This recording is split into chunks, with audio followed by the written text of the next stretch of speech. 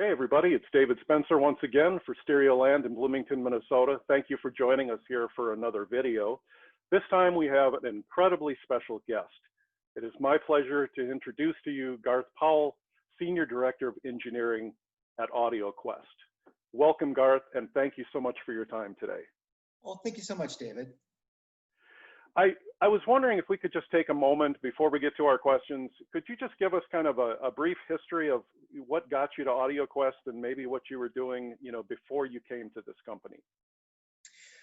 Well, started really early. Obsessed with music, obsessed with all things sound, audio. According to my parents, I had my first stereo at age 2. I don't remember, but they did it out of self-defense, or they were never going to have, the records would never be safe again. And apparently I was taking the thing apart and reassembling it at 3. Again, these are, memories that are hazy. I was apprenticing with broadcast engineers by the time I was 14 and 15 years old. Started working in my first little high-end 2-channel salon about the age of 15 or 16, I think. So got started early, and then, technical school, college, music school, professional student for a long time, worked for a lot of big corporations, just enough to know that being a number was not for me. Always wanted to get back into what it is I do now, but it's a teeny, tiny business. There's just no clear path to getting there. So I always just kind of trusted, well, it'll either be this or music, but I kind of knew it better be this because the kind of jazz that I play means very teeny audiences worldwide. Many tours all over the world. I'm well known within my particular genre, but it's a teeny genre worldwide. So it's just, you can't support yourself doing it. Everybody that I dreamed of meeting or playing with one day, most of them I've since recorded with or performed with or toured with. But what you learn quickly is they'll teach. They'll have a second job, or what we call now a blended career. So you kind of, it's not that binary thing of you got to make a decision. Well, the only decision you got to make is how you're going to do all this at a high level and still get some sleep. But that's essentially what it comes down to. So along the way, probably my first real long sustained audio job that I'm known for was a company called Furman Sound. Now in the audiophile world, that's not well known, but in broadcast and pro audio, it's extremely respected to this day. They kind of own that market. I was there for 16 years. For about 14 of them, I was a lead design engineer, and I created all of our custom installed and home products, most of our higher end professional and broadcast products as well, particularly towards the last decade of my tenure there. Loved the place. It was great. I was living in the California Bay Area, very fertile music scene, great culture, very loyal, loved the place. Wasn't a perfect situation for me as an audiophile. In fact, the fact I was mercilessly teased the first several years that I was there by the rest of the engineering staff, because people that are audiophiles don't know this, but in the pro audio world, unless you've spent a little time in it, or you just are really curious about these things and you've gone through the internet and things, or have experienced trolls, most of the trolls, the first ones to jump over audiophiles about cables don't make a difference, all amplifiers sound the same, measurements are the only things that count. You're all fooling yourself without an ABX switch, and this is all a bunch of nonsense. And as an internet troll, I'm here to save you from yourselves. Those are almost always people that come out of broadcast and pro audio, usually kind of bitter, usually what I like to call lazy engineers who have not bothered to figure out how to measure things. I don't disagree with science. I'm not in the camp that says, we don't know what we don't know, and it's all really a very intricate philosophy when it comes to the nuance of sound. I'm one of the chosen ones. Perhaps you are too. No, look, I'm not in that camp either. Yes, listening is the most important thing that we can do, but I want to be able to measure it too, because I want to get better. I want to be humble. I want to be a student of real science. I might not be able to figure out how to measure certain things yet, but I always strive to do so. Well, when I, originally, as I said, got to Furman Sound, eventually that led to AudioQuest, because some of the things that I created were starting to succeed for Bill Lowe. And at that time, when it is, I'm kind of second in command, Joe Harley found out about me, loved the piece, tried to hire me away for 9 years. I was very grateful. I knew it'd be kind of a better fit for me aesthetically, but I said no. I'm a very loyal pup, number one. Number two, I didn't want to move out of the Bay Area.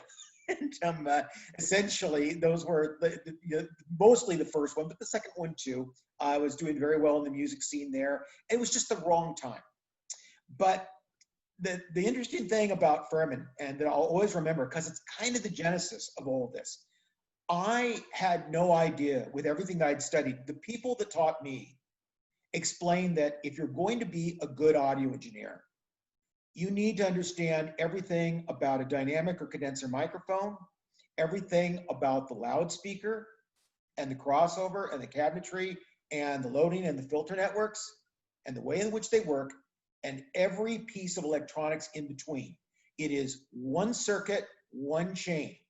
If you in life, you will, by necessity, because of the way businesses work, you will undoubtedly specialize, but on your own time, you need to make sure that your foundation is so solid across the entire thing that that doesn't become your undoing. Because when you don't understand how the other parts of the chain are affecting the part you're working on, you'll be weak. And I really thank them for doing that, because I had no idea I was going to become one of the experts in power supplies and AC power, one of the most unsexy subjects of all time. And I'm right where a lot of the doubting trolls are on the internet. Had you told me 30 years ago that, it would be a good idea to have expensive power cords and power conditioners or power regenerators, for anything other than battery backup, for a computer or a server, I'd have said you're nuts. Why? Did somebody do a horrible job of building their power supply? Because I can show you my power supplies. I can put them up to a high frequency scope. I can show you that, there's no ripple. I can show you that there's no noise coming through, because at that point, like most people, I didn't understand how to measure that noise that was really there. You could see that what was on the AC line was garbage, but you were going to rectify that into a DC power supply inside the component anyway. So why would any of this matter? But I started at Furman, and this was just as a junior technician before I worked my way up. It happened quickly, but still. And the engineers that had been there for years and were very respected, I respected a great deal. And they found out I was an audiophile really early on, which again meant the ire of them and constant ribbing and teasing. And oh boy, so already this is happening. I haven't been there 6 months, so I haven't even got my medical, yet. I need to really mind my P's and Q's.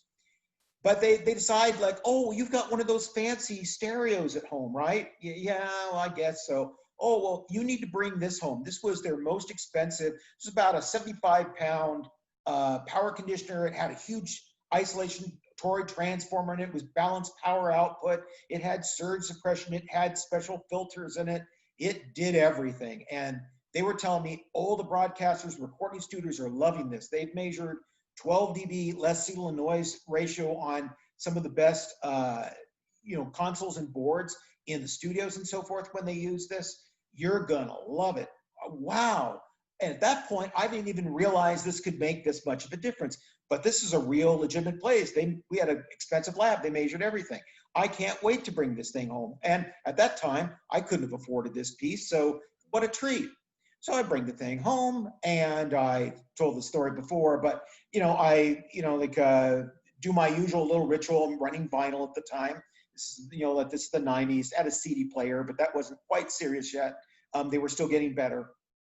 And so I unplug the thing in, plug everything into it, let everything warm up suitably, turn off the lights, get in my special right in the center isosceles triangle spot, like waiting for my first, like reference cut. It was god awful.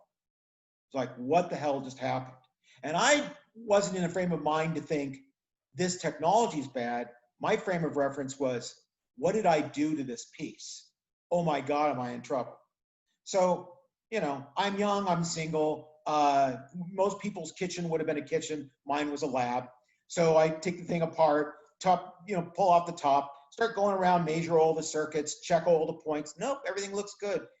It must need to, like break in longer and everything like that. I'll go get dinner. I'll get a late dinner. I'll come back. I'll listen to it. Everything will be super cooked in. That'll be better. Same problem. Highs are simultaneously dull in some frequencies and yet bright and strident in others. 1K, the mid-range is blacker than it was before. I'll give them that, granted, but the bass is just mushy, woolly, falling apart. Dynamics are just slow. Just nothing about it was better. The stage just truncated. It was not as deep. It was not as wide. You went back to just my little custom-made basic strip. Everything's kind of point-to-point wired. 10 times better. And I'm thinking, I can't bring this multi-$1,000, their proudest punch, crowning achievement from this company I'm brand new at, and tell them this. They already think I'm suspect. So I thought, okay, well, the production team gets there at 7. The engineers kind of like shuffle in around 9:30. So if I get there at 7 and put it back up in the lab, maybe they'll forget they loaned it to me and they won't ask any questions. And it worked for about a month and a half. And then one of them remembered in the lunchroom, hey, what'd you think of the piece? Some things work and some things, because there's a multitude of different systems and people have different bits of there. Oh, yeah. So they didn't want to hear that. I was immediately a charlatan huckster, didn't know what I was talking about. And at this point, once again, I don't have my medical yet. So I'm going to have a tough road to hoe, already kind of do, being the low man on the totem pole or low person. And so what am I going to do about this? I have no credibility, but I'm stubborn and I was just taught to be thorough. So I took every late night I could spare, every weekend I could spare when I wasn't out gigging. And I studied that circuit and I studied that piece and I studied the problem and measured and listened over and over again. I spent 2 years at this learning why that piece failed and why power conditioners and regenerators and battery backup units generally fail. That's the genesis of everything I've done since. I've just refined what I know and built on it since then. Oh, that's wonderful. I'm already hearing some shadings of some of your work in there when you talked about looking at the different circuits. So speaking of your AudioQuest work, so let's go ahead and we'll get started with some of our questions here. And some of these I really want to be able to ask, and I know that you explain these things often, but I really would like to be able to get this into the hands of our customers that might not be familiar with some of the products and why that some of these technologies are important. So for starters, I was wondering if we could have you explain noise dissipation and ground noise dissipation and really why those are both so important. Well, noise dissipation is our founder Bill Lowe's marketing terminology. Now, you could call this filtering, but I'm glad we have our own name for this. In fact, I like his name so much, I made sure that we used it for the Niagara series that I was originally hired to come to AudioQuest and create, like noise dissipation system, because I wanted a way of saying, look, in the end of the day, for shorthand, if you want to call this a regenerator, if you want to call it, although that technically means something a little different if you're a scientist or an engineer about this. If you want to call this a power conditioner, if you want to call this a filter, if you want to call this, anything else, you're welcome to do it. But having a different name forced the issue for people asking the questions, such as you're doing, David. And I like that because the problem that I have with almost everybody that, whether it's just a so-called basic cable, and we're going to have radio, we, like waves, that's a parasitic noise signal. We don't want, coupling with our main signal. So we need to shield that cable. Shields have been around since the 1920s, but are they all the same? I need to filter the noise coming into my system with the AC cable designs that I use, or the interconnect cables or speaker cables that I use. I need to deal with this with the Niagara series or the PowerQuest series and filter the AC and try to coax and drain, like, or attract some of this noise away. But the thing is, are we doing this in the best, most holistic way that we can? And specifically, what I mean by that is, if you study this, and this was one of the things that goes right back to those first 2 years I was at Furman. If you look at this and you really start to measure this, in this day and age, there are about 23 octaves of noise that we have to concern ourselves with. There are some that come from appliances and so forth. Those happen in the middle of the audio range. And then we go all the way up to the lower gigahertz range, all the way through upper kilohertz, megahertz, all the way through those and so forth. Now, the problem with most filters is that you could embrace a something is better than nothing approach. I consider that to be folly.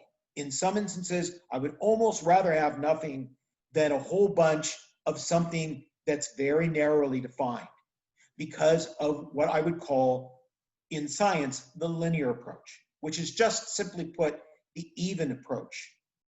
And the reason you want something that's even, something that's consistent, is whatever you do to the problems that are going to embark on an audio system, you want to affect them as evenly, proportionally as you can. You'll never succeed perfectly, but the closer you get to that, the better off you will be.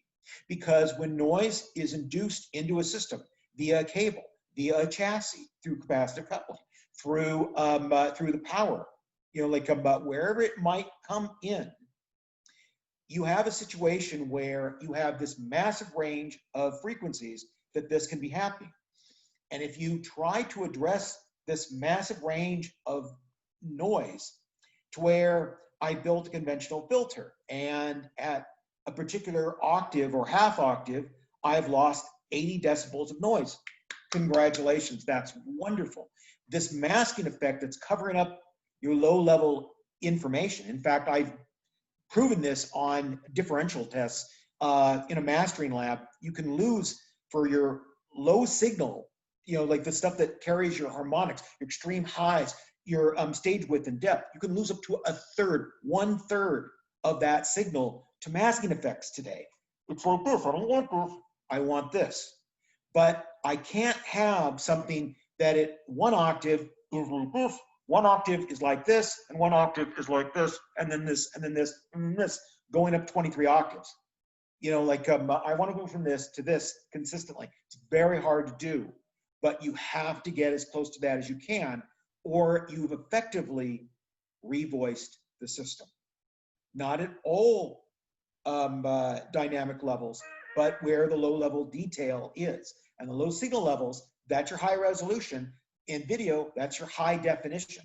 It's why we went to a better system in the first place. That's where the magic is. If we're just interested in the loud, sustained content, we can get a boombox.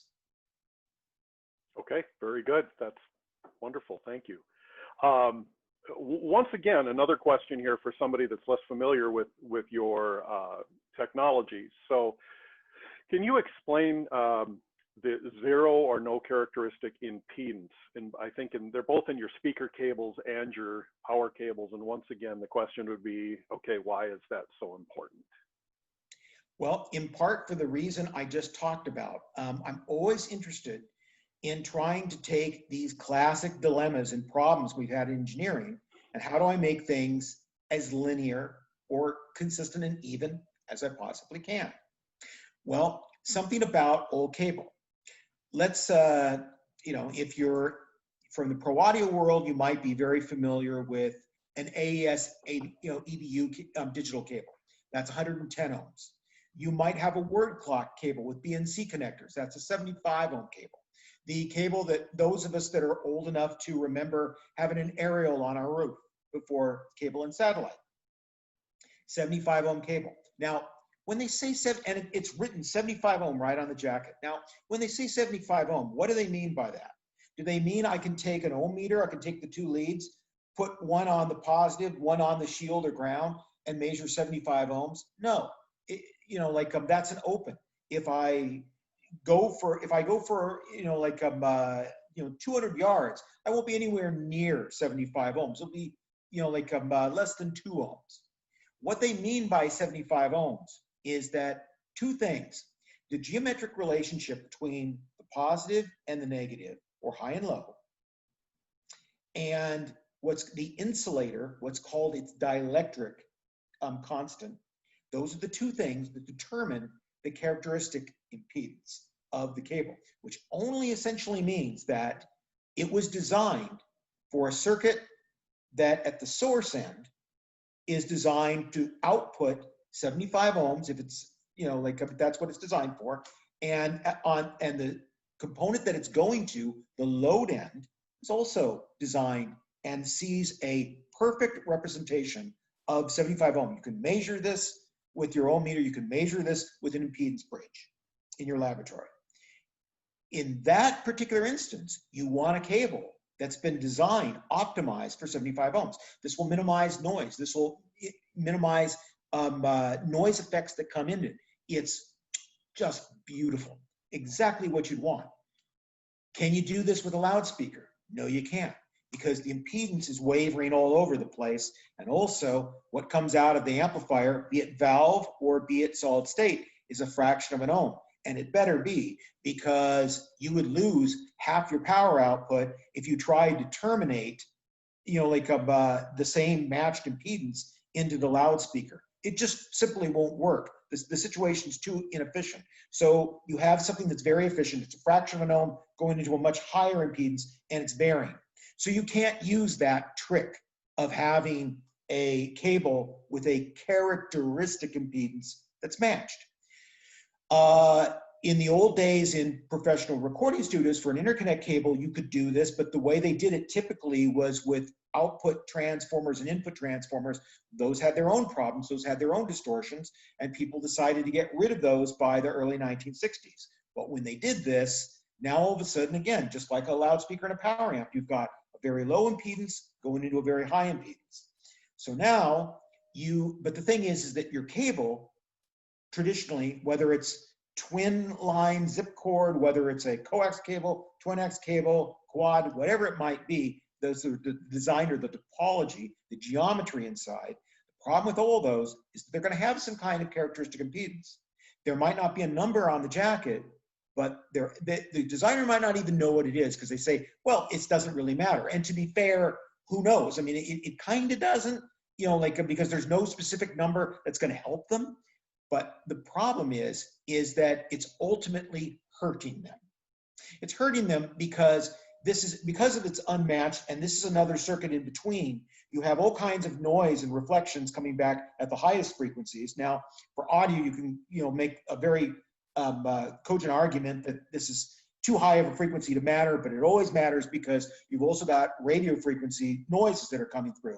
I want to filter those radio frequency noises, and the ones I can't filter and turn into loss or heat, I want to drain in the direction that's going to cause the least amount of problems. And again, I need to do this linearly. It's just like designing the power equipment with Niagara and PowerQuest. So in a situation like this, what things can I do? Well, for years, we've had different noise dissipation layers, not just one shield, multiple shields, different materials that turned, a lot of that into heat, where it was just one layer, to take this, avalanche of noise and get rid of some of it and distribute it, then a little bit more, then a little bit more, then a little bit more, then a little bit more, and then trying to very efficiently drain the last of it in the direction that does the least damage. Do no harm is, a credo of AudioQuest. So I'm always looking for ways, how can I take this further? How can I optimize this? Well, the characteristic impedance is kind of low-hanging fruit, but I can't know what the impedances of the circuits are going to be. They're going to vary all over the place. How about if I just get rid of it entirely? That's what we mean by zero characteristic impedance, not 0 ohms. We can't do that on this planet, but zero characteristic impedance. Again, going back to my original point, which only the technicians or engineers would have possibly followed, but you have the insulator or the dielectric constant in geometry. The geometry is fixed. I can't do anything about that. But you don't have characteristic impedance without the insulator or the dielectric constant. So the dielectric constant is a capacitor. So what I can do is I can isolate the capacitance between the high and the low with shields on both the high and the low, drain them, on one end only. And if I do that, effectively, other than capacitive coupling at the highest gigahertz frequencies, I have no characteristic impedance. All of a sudden, all the filtering that I do is linear, consistent.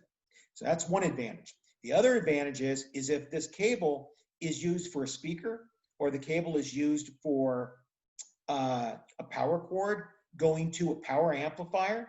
Now, a source component, which is anything but a power amplifier, doesn't care about this.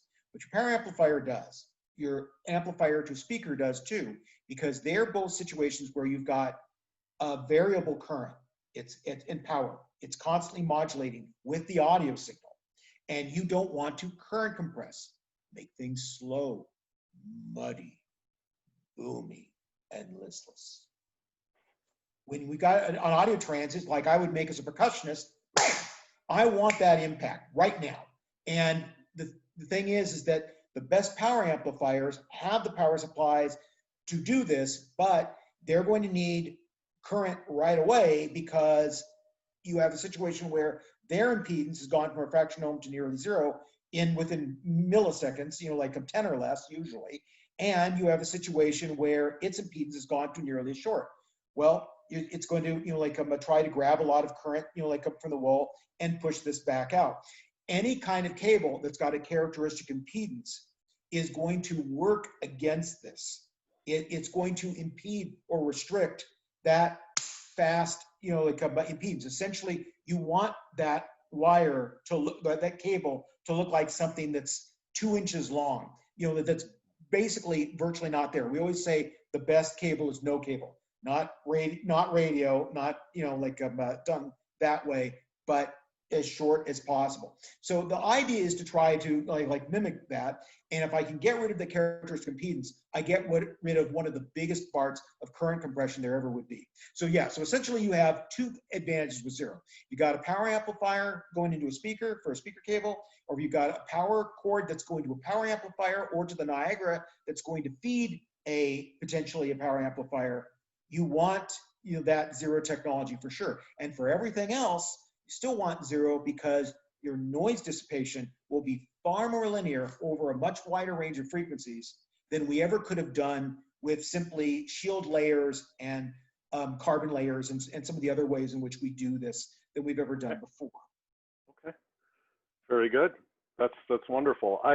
These kind of dovetail into each other here. So without going through, I wanted to ask you about your proprietary metals, and without going through each one specifically, I know that's another discussion, but I know this is maybe one of those, you jokingly once said, well, an engineer is going to say yes and no to the answer, answer a question yes and no. Do your metals or proprietary, do they really each have a specific sonic signature of their own? And sort of, in other words, how does this play into that do no harm? And I guess if I would even give you one example, maybe where sometimes we do get questions from customers and that sort of thing, and I will admit, even myself, I'm a little maybe confused. It feels like you start and I mean no offense when I say this, but you start at the bottom or more basic long grain copper, and you tend to go higher, right, in your line.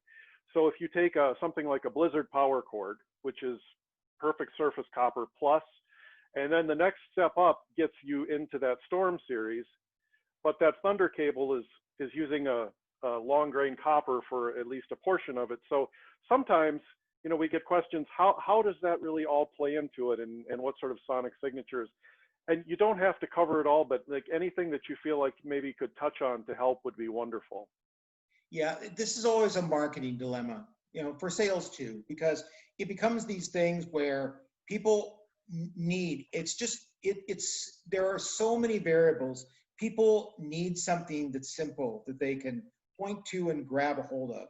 I'm real sympathetic to that because I'm not an engineer that spent my life in a laboratory or a sound room. I spend a lot of time talking to dealers. I spend a lot of time, like at trade shows, and it's a lot of time every single day dealing with our end users, our customers, as well as our dealers, and trying to help out. So yeah, it's that thing of, right now I have the luxury of yourself and an audience that wants to hear this. But sometimes it's sort of like, Garth, can you explain this in a sentence?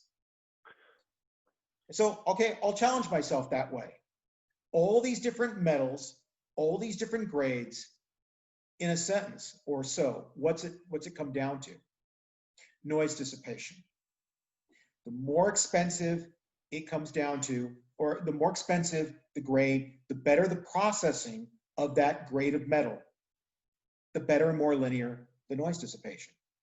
It's that simple. There are other things, yes, but that is the number one reason, because I can assure you that we can have discussions about and sonic signatures, and I think I hear this versus this. This one's a little more transparent here. This one's got a little bit more of a mid bass, like lump here, and so forth. But when people say these things, so often they're talking about how that metal was placed into the topology and the overall design of the cable, and how that cable interacted with the rest of the system.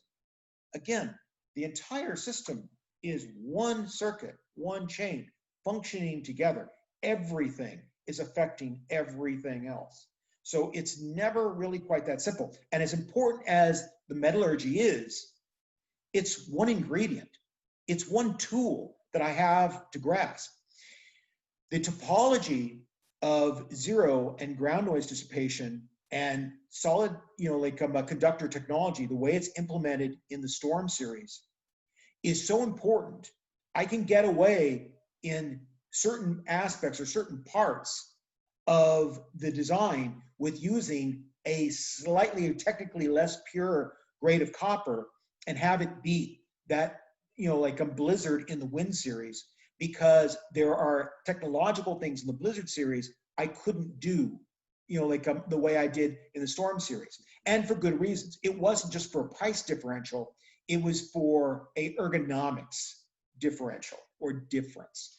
This has to do with the fact that we recognize that we have audiophile, clients, or clients that expect the best, have space for this, and it's okay if the cord is large, a little stiff, and you have to work with it a little bit to get it in place. We're gonna have other people where it's going to be in a tight cabinet, that the piece is gonna be shoved right next to it. We're gonna have to make a really, really steep 90-degree bend. I've got to have something that's relatively flexible and not too big. And in a situation like that, we want to make sure that they don't suffer as well. So we try to provide all the tools that everyone's going to need. And if I have to compromise in some areas to achieve that, I'll try to bolster those trade-offs in other areas to make up for it. So that's essentially what it is.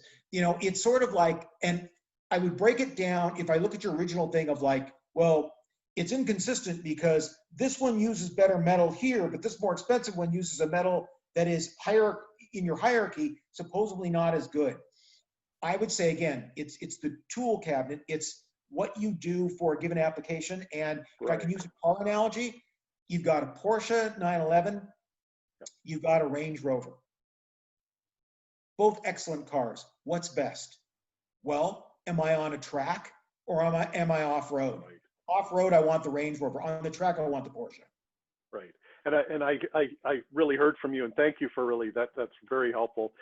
To me, based on what you said, it really seems like the sum of the parts, right? So it's not just about, oh, this is just better because it's just one component. So I get that. I will move on to my next question, and this is I'm speaking of the Storm series. I use the Dragon power cord here as an example. So when you're designing new products, do you always come up with, let's say, the top end product first, and then you sort of adjust downwards to say, okay, we need to, like, for the flexibility, as you mentioned, for the different price points, or do you perhaps follow some other approach? Top down. Absolutely, positively top down. Our founder, Bill Lowe, and I argue about this occasionally in a good spirited, fun way. Because the thing is that we want to serve everybody. And I agree with him, and it's very, very important that we service really thoughtfully, really well, with total care and dignity, all price points and all markets that we intend to sell to. Because I absolutely agree with him. And look, I've been, a jazz musician, like most of my life. Half my friends are. So, like I'm not a person with money to throw around. $100 is a lot of money. Like for somebody else, 10,000 is a lot. For somebody else, 100,000 is a lot. But if my job as a design engineer is to create new technologies where they've never existed before.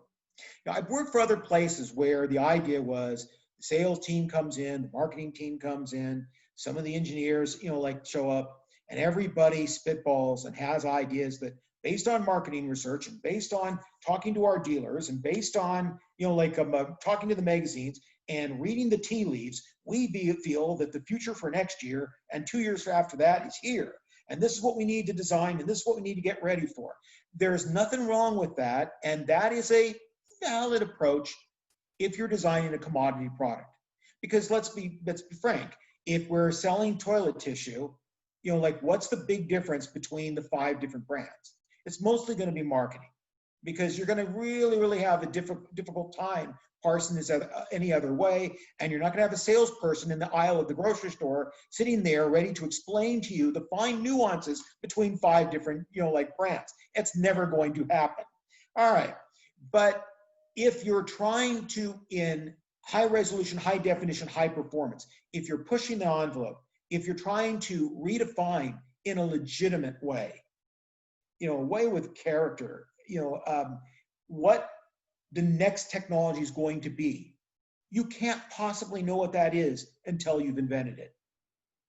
At the top end, I don't have anybody telling me what it needs to be, how it needs to be constructed, when it needs to be ready, what it needs to cost.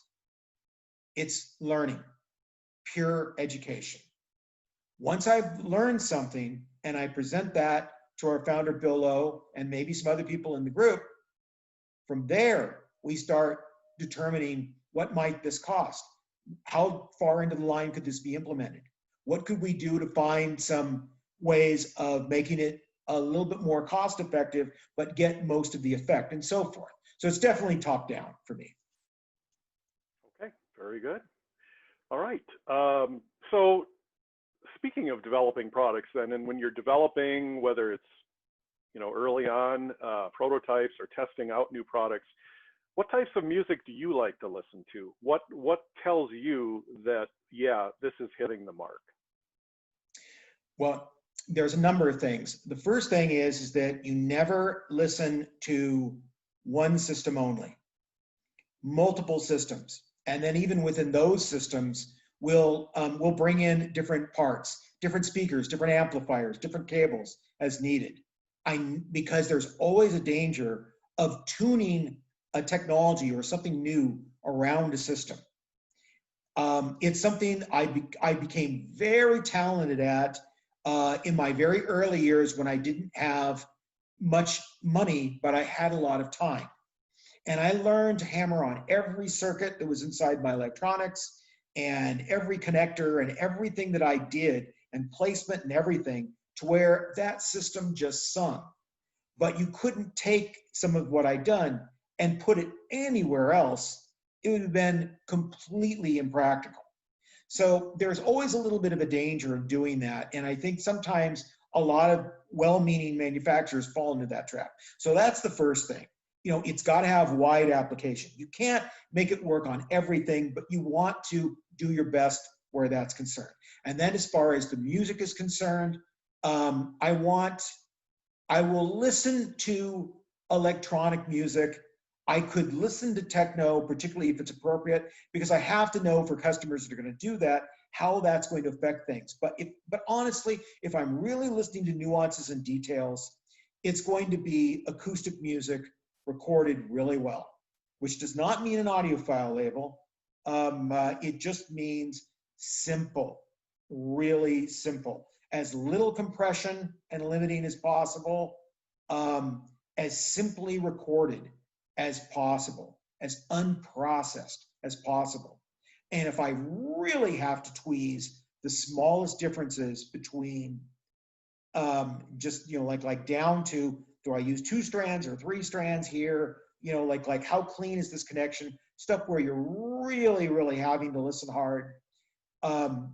Recordings of myself that were done, like I'm in the best studios possible, simply because the musicians on that, it's all acoustic, it's all well recorded. There's no processing, again, no compression, no limiting, done by one I use a lot, mastered by Bernie Grunman. I mean, just incredibly clean. And not only do I know the sound of my own drum kit, I know the sound of those other sidemen intimately. And it's just a situation like knowing your partner or your child's voice. You're not going to get this wrong. You hear this every day. A lot of people talk about live music is my anchor. It's my goal. I listen to live music all the time. I'm glad they do. As a musician, I'm thrilled they're supporting live music. Well, when we can all safely do it again, at least. But unfortunately for them, supporting live music 95% of the time means supporting live music through amplification. That's not the same thing. Very little of what you go out and listen to is unamplified and unprocessed. And fortunately for me, that's what I hear daily. Okay. Well, you mentioning your own music actually is a perfect lead-in into my next question here.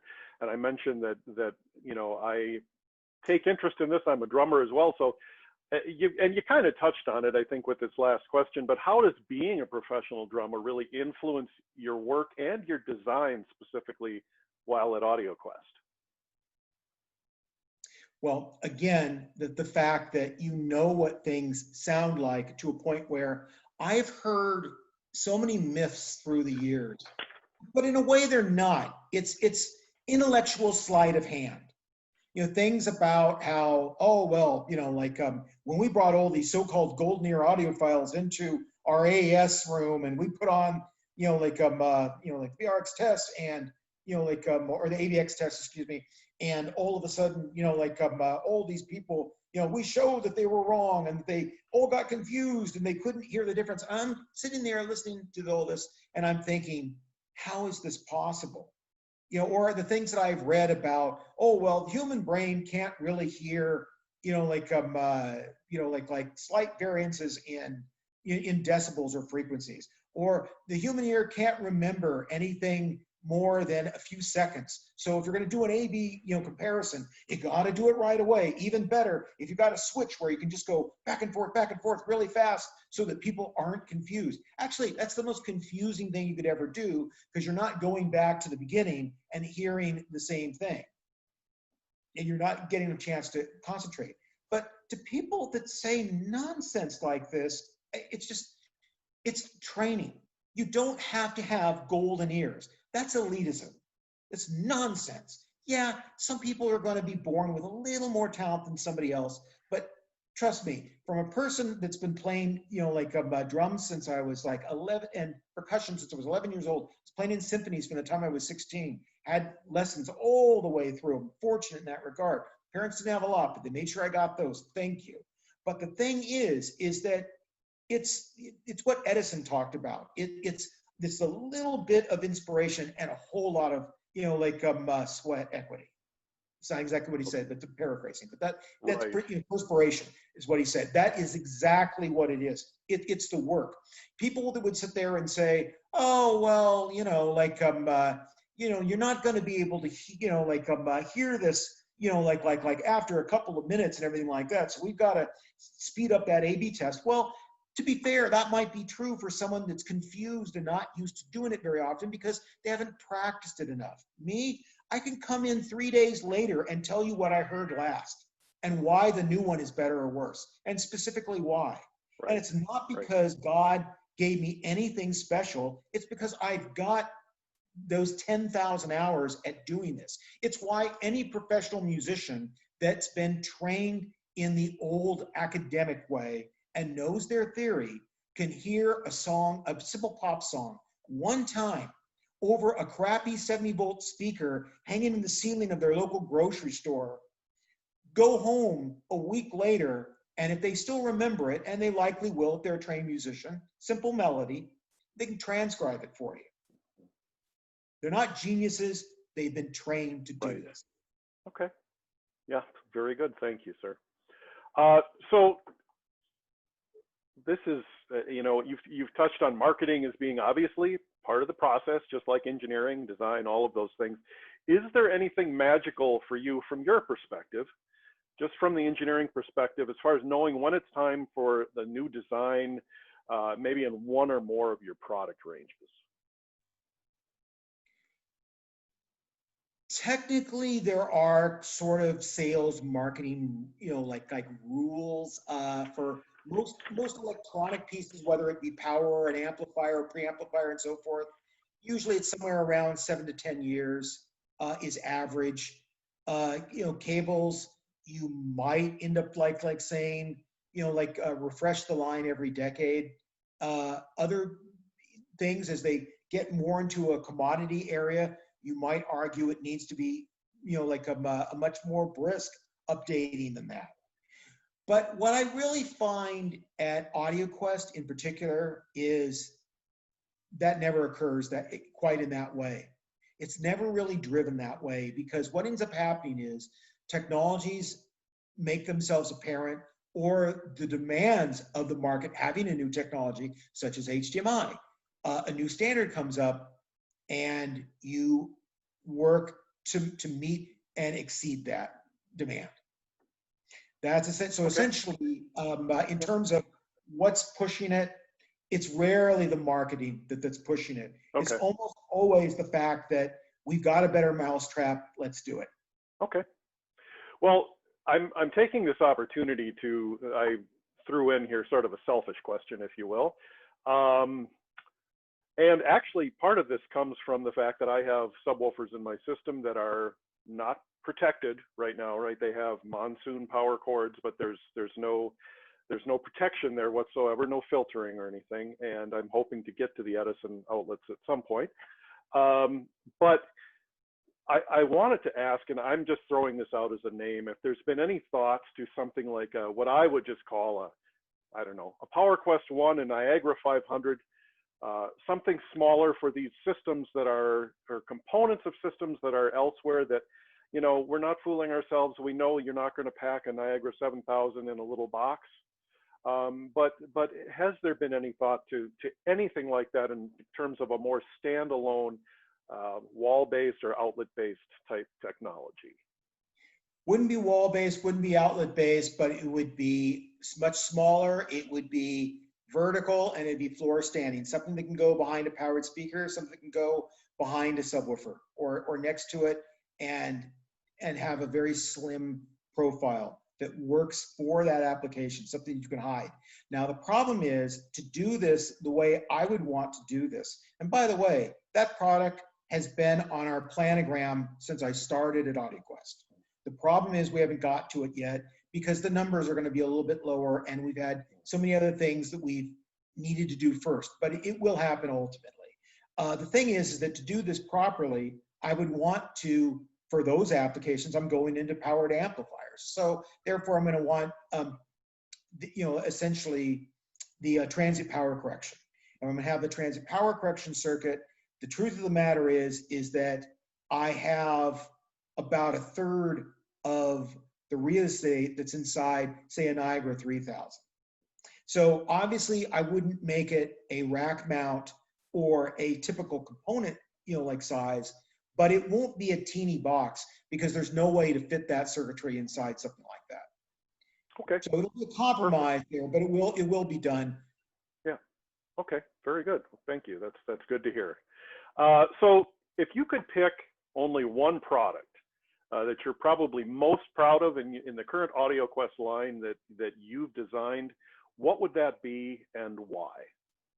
Oh, easy. Niagara 7000, and just strictly because it's the first.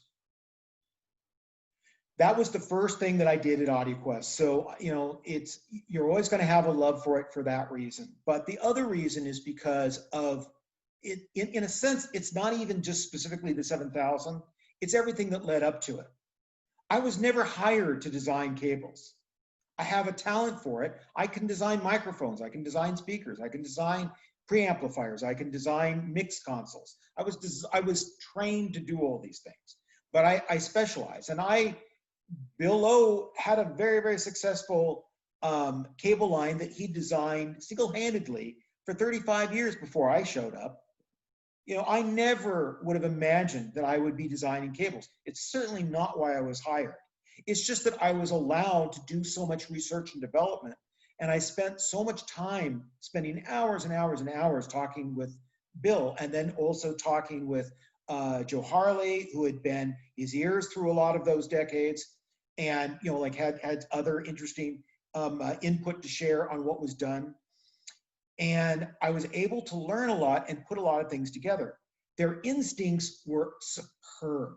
The work they'd done was great. What they didn't have was just some of the engineering chops to understand what some of the relationships were. And when I could start to fill some of those things in, it not only made the Niagara series far better than it would have if I'd just taken what I already knew from Furman and added better connectors and better cable. No, I started with a blank piece of paper. I learned so much in that time. I had this research and development gift of 2.5, 3 years to do it. But it also paid off for Bill Lowe, the founder, because it was the seed of realizing, well, if this has application here, this has application on a power cord. Let me show you. They humored me and let me put together a very ugly prototype. That ugly prototype, made with some of the least expensive power cables in the line at that time, beat Wells' signature at over 4,000 a meter. Sure. And Garth, if I may, I just wanted to ask you, I apologize for the interruption. I just wanted to ask you, in one of those videos that I watched of you way back when, you talked about the fact that you were given all this time, that when you came on board, that you said, Bill told you, take all the time you need, don't waste time, as you put it, but take all the time you need. That has to be a fabulous way to go into really being able to do something like that Niagara 7000. And as an owner of the 3000 myself, I don't know what the heck you did, but my jaw continually drops to the floor. So. Thank you. Thank you. It was a gift, and it's a gift that you don't get any place else I've ever worked. Generally, what happens is that, here's your package, here's your paperwork, here's your desk, here's your cubicle, here's your office. Let's have you meet some people on this floor. Okay, it's been a week, clock's ticking. Where's the, how's the next line of products coming? We got a trade show in 7 months. This just wasn't that at all. And I was shocked. Every time I would come up with a technology of I'd have never been allowed to do this anyplace else I ever worked, but this place is different. Can't hurt to ask. So I'd go straight to Bill Lowe and, this is going to be hard to produce. It's going to be a single source technology. We're going to have to get this, done locally. It's going to involve a lot of labor. We're going to have to buy expensive machines to do it, but it'll make the performance 5% better. Oh, can I hear it? Sure. He listens to it. He loves it. Yeah, let's do it. Okay. And that's over and over and over and over again. It was the same thing. That is a fabulous environment to be in. Never, ever happens. And it's not just because everyone talks about, we make state-of-the-art products. We, leave no stone unturned. We use only the finest ingredients. Well, yes, when they say that, they do. But we said that when I was at Furman. But, the reality of it is that there are levels and degrees of this, because some of the things that we do and manufacture would be considered so irresponsible any place else I've ever worked. The amount of labor that goes involved. For example, wire directionality. I could go into details, but I don't want to take up too much time. But basically just to say that, tens of thousands of reels of bare conductor wire of all different types that we have to use at multiple manufacturers that manufacture is precisely to our spec every day. A sample about 3 or 4 inches long of every one of those rolls are sent to AudioQuest in Irvine. I listen to every one of them. Not some underling, not somebody that we can get a little bit above minimum wage. I do it. And currently, nobody else. Joe Harley did for a time. Like he's retired. And it's a situation where nobody would do something this impractical. Any consultants that ever come in look at this and they think you're out of your minds. But no, it's so important to what we do. I have, in terms of directionality and so forth, I can do it very efficiently, but it's worth what I cost an hour to do that work. Absolutely. Well, and we appreciate it too. It's obviously no small task. So I'm on my last question here. So, and I think we're going to squeeze it in just in time. So I have to ask you, are there any new products on the horizon that you might actually be able to talk about today? Or is mum's the word on that? Mum should be the word, but I know that we are on track for probably Q4 this year. So I'll go ahead and spill it. Interconnects at the upper end, not the entire range, but in the upper end where currently we have earth, water, fire, and so forth. And then we also have wild and well signature. Those will all change. And they're going to be zero technology designs. Oh, excellent. Wonderful. Well, I do appreciate you sharing that with us. Thank you so much. So that actually, as I said, that about does it for today, Garth. And once again, I want to express my extreme thanks on behalf of Bill Soderholm and the entire Stereoland family here in Bloomington, Minnesota. So we thank you very much for your generosity. It has been a true pleasure of mine. And I just wish you all the best. You stay safe and stay healthy. And who knows, maybe our paths will cross again down the road. Thank you so much, Garth. Oh, David, my best to you and the entire team. Thank you so much. All righty, very good.